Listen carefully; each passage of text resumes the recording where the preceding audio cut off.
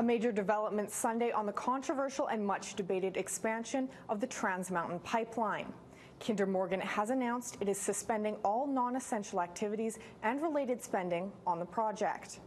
Kinder Morgan will not pass, we shall not. The company says its decision is based on BC's opposition to the pipeline expansion. Kinder Morgan's terminal in Burnaby has been the centre of angry protests in recent weeks, with about 200 people arrested near the site this last month alone. Kinder Morgan now saying it will consult with various stakeholders to try and reach an agreement by the end of May. But Alberta Premier Rachel Notley is clear. She says if Kinder Morgan pulls out, her province is willing to buy into the project to ensure it is built. Alberta is prepared to be an investor in the pipeline.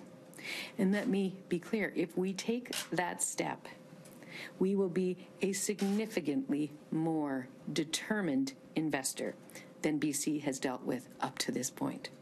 The expansion would have tripled the amount of oil flowing from Alberta to Burnaby and was approved by Ottawa in 2016.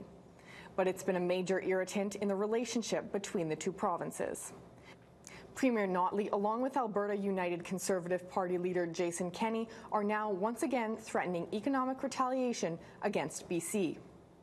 BC Premier John Horgan, meanwhile, says he's willing to continue to have a dialogue with all parties involved, but his position on the pipeline hasn't changed.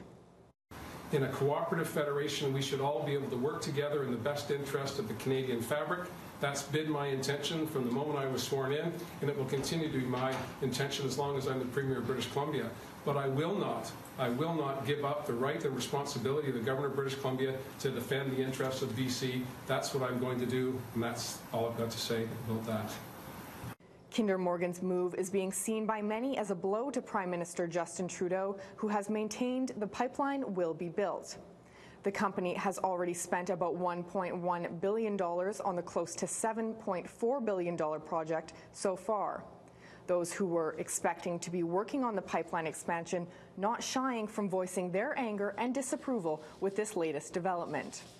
The oil and gas sector in Canada employs over 400,000 men and women.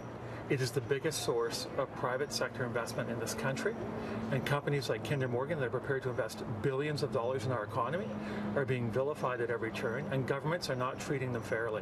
This is an issue of fairness. It's an issue where the federal government approved this project nearly 2 years ago. This project needs to move ahead, and it needs to move ahead now.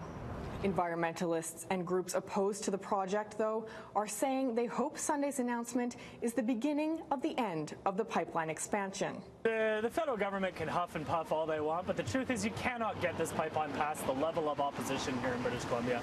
All the way from church basements and kitchen tables right up to the Premier's office. The West Coast is opposed to this project, and we're going to make sure it's not built. Prime Minister Justin Trudeau tweeting tonight saying Canada is a country of the rule of law and the federal government will act in the national interest. Access to world markets for Canadian resources is a core national interest. The Trans Mountain expansion will be built. I'm Kit Muir for City News.